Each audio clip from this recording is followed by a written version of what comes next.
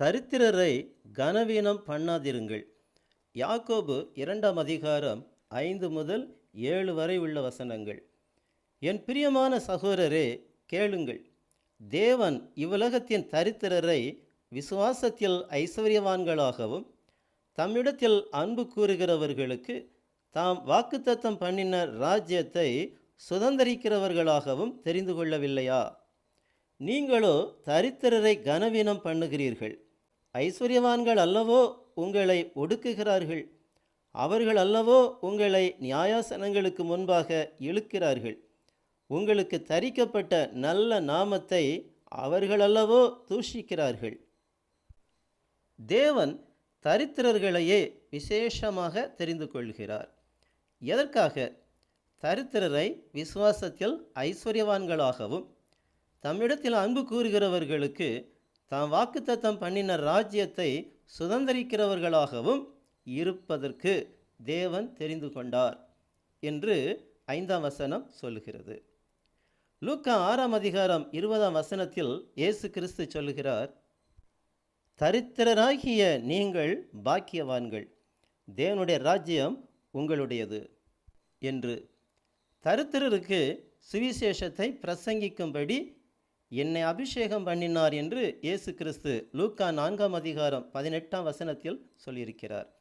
தரித்திரரை நினைத்து கொள்ளுங்கள் என்று கலாத்தியர் 2ஆம் அதிகாரம் 10ஆம் வசனம் சொல்லுகிறது. ஆனால் தரித்திரர்கள்தான் அதிகமாக கனவீனப்படுத்தப்படுகிறார்கள் என்றும் ஐஸ்வர்யவான்கள் தான் இந்த உலகத்தை ஒடுக்குகிறார்கள் என்றும் 6ஆம் வசனம் ஒரு குறிப்பை சுட்டி காண்பிக்கிறது. நாமும் மறைமுகமாக ஐஸ்வர்யவான்களால் ஒடுக்கப்படுகிறோம் என்பதை அறிய வேண்டும்.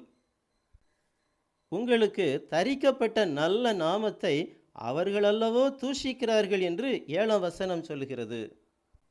நேரில் இனிமையாக பேசும் ஐஸ்வர்யவான்கள் முதுகுக்கு பின்னால் இகழ்ச்சியாக தூஷித்து பேசுவார்கள் என்பதை நம்மில் எத்தனை பேர் அறிந்திருக்கிறோம். ஐஸ்வர்யவான்கள் தங்கள் ஐஸ்வர்யத்தின் மேல் நம்பிக்கையாக இருப்பதினால் அவர்கள் தேவனுடைய ராஜ்யத்தில் பிரவேசிக்கிறது எவ்வளவு அரிதாயிருக்கிறது என்று இயேசு கிறிஸ்து மார்க்கு 10ஆம் அதிகாரம் 24ஆம் வசனத்தில் சொல்லியிருக்கிறார்.